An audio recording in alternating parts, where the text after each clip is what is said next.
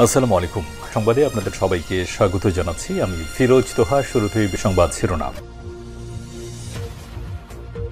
পুরোদমে Israel Iran Hezbollah যুদ্ধ চলছে, জানিয়ে দিব আমাদের হাতে থাকা সর্বশেষ গুরুত্বপূর্ণ আপডেট। আন্তর্জাতিক সংবাদ শুরুতেই জানিয়ে দিব ফের উত্তপ্ত মণিপুর। ভারতের উত্তর পূর্বাঞ্চলে মণিপুর রাজ্যে এক তরুণের মৃত্যুর প্রতিবাদে শুক্রবার রাজধানী ইম্ফলের দুই জেলা ইম্ফল পূর্ব ও ইম্ফল পশ্চিমে ধর্মঘট পালিত হচ্ছে। ফলে পাচার বন্ধ ছিল সামরিক যানবাহন ও শিক্ষা প্রতিষ্ঠানও। এরপর জানিয়ে দিব যুক্তরাষ্ট্রে মসজিদ নির্মাণে সরকারের বাধা। যুক্তরাষ্ট্রের টেক্সাস শহরের বাহিরে জোসেফিনে এক প্রকল্প তৈরি করতে যাচ্ছে মুসলমানরা, কিন্তু সেই প্রকল্পে মসজিদ থাকায় প্রকল্পটির অনুমোদন দেওয়া হচ্ছে না। নিউ ইয়র্ক টাইমস এক প্রতিবেদনে এই তথ্য প্রকাশ করেছে। এদিকে ভারত পাকিস্তানের সর্বাত্মক যুদ্ধ এবং পারমাণবিক হামলা নিয়ে মার্কিন গোয়েন্দা তথ্য ফাঁস। চিরবৈরী ভারত ও পাকিস্তানের মধ্যে সর্বাত্মক যুদ্ধের সংখ্যা 5 ভাগের 1 ভাগ বা 20%।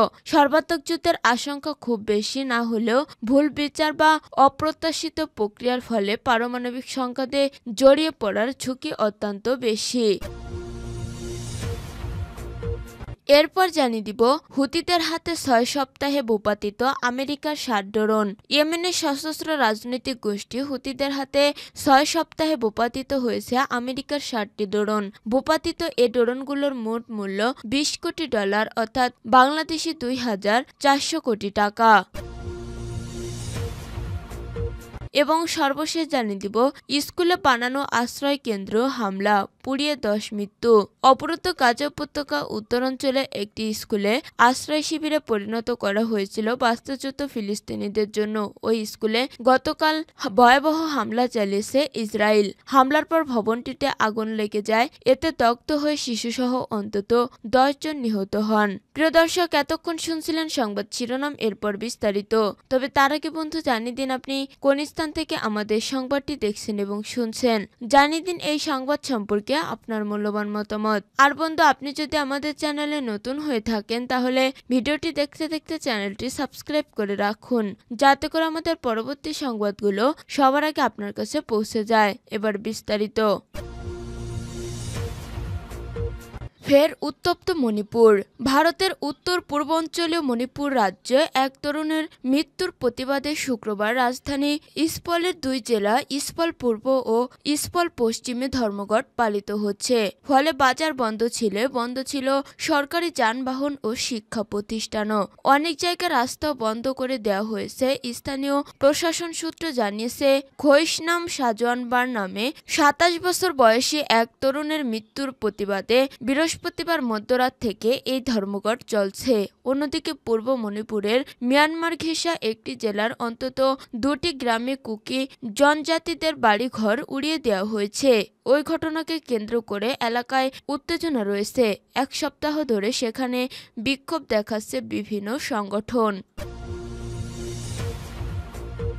যুক্তরাষ্ট্রে মসজিদ নির্মাণে সরকারের বাধা।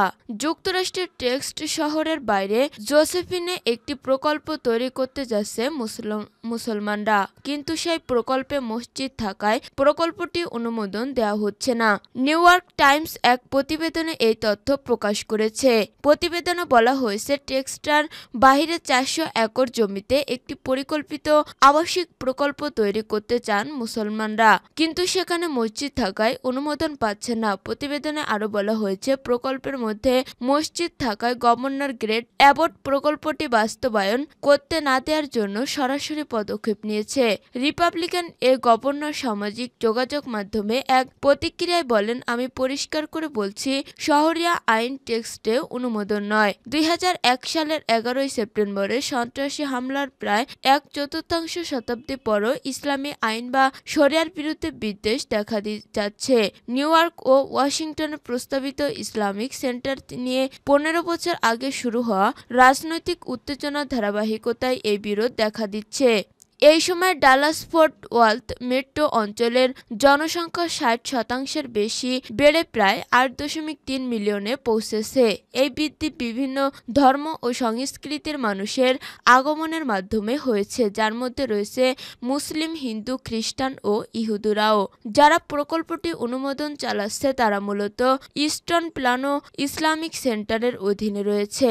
আর ইসলামিক এই সেন্টারটি বিভিন্ন ধরনের সমাজসেবা করে যাচ্ছে, যেমন খাদ্য বিতরণ, চিকিৎসা সেবা সহ অন্যান্য সেবা দিয়ে যাচ্ছে।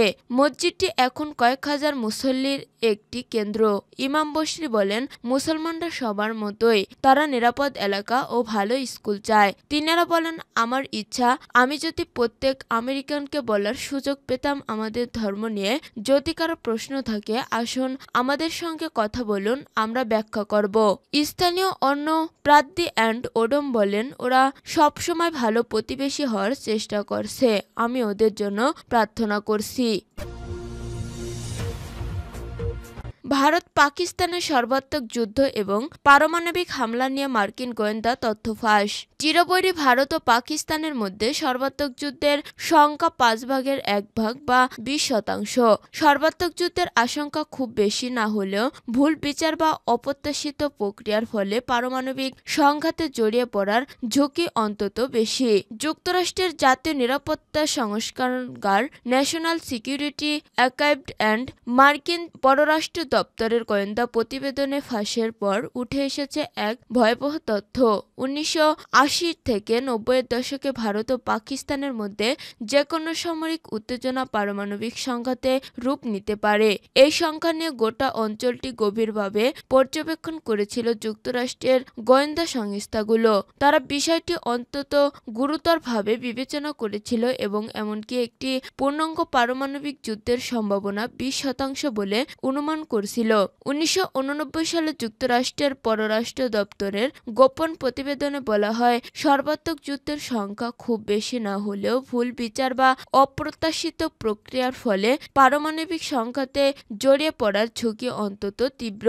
1993 সালের মার্কিন জাতীয় গোয়েন্দা সংস্থা এনআইএ অনুমান করে ভারত পাকিস্তানের মধ্যে সর্বাত্মক যুদ্ধের সম্ভাবনা ছিল 5 ভাগের 1 ভাগ বা 20%। প্রতিবেদনে বলা হয়, যুদ্ধের হয়তো অনিবার্য নয়, কিন্তু কাশ্মীর, সন্ত্রাসবাদ, জাতিগত সহিংসতা এবং অভ্যন্তরীণ হস্তক্ষেপের মতো সংঘাতপূর্ণ ইস্যু এই দুই চিরপ্রতিদ্বন্দ্বী দেশের মধ্যে যুদ্ধের সংখ্যাকে জিইয়ে রাখে। প্রতিবেদনে আশঙ্কা প্রকাশ করা হয়, ভারত যদি পাকিস্তানের করাচি পারমাণবিক বিদ্যুৎ কেন্দ্রে হামলা করে তাহলে তেজস্ক্রিয় আয়োডিন 131 বাতাসে ছড়িয়ে পড়ে ব্যাপক প্রাণহানি ঘটাতে পারে। এমন পরিস্থিতিতে 25 কিলোমিটার দূর পর্যন্ত মানুষ 10 থেকে 20 আরইএম মাত্রার তেজস্ক্রিয়া আক্রান্ত হতে পারে, যাতে বহুসংখ্যক বাসিন্দা থাইরয়েড এবং ক্যান্সারে আক্রান্ত হতে পারে।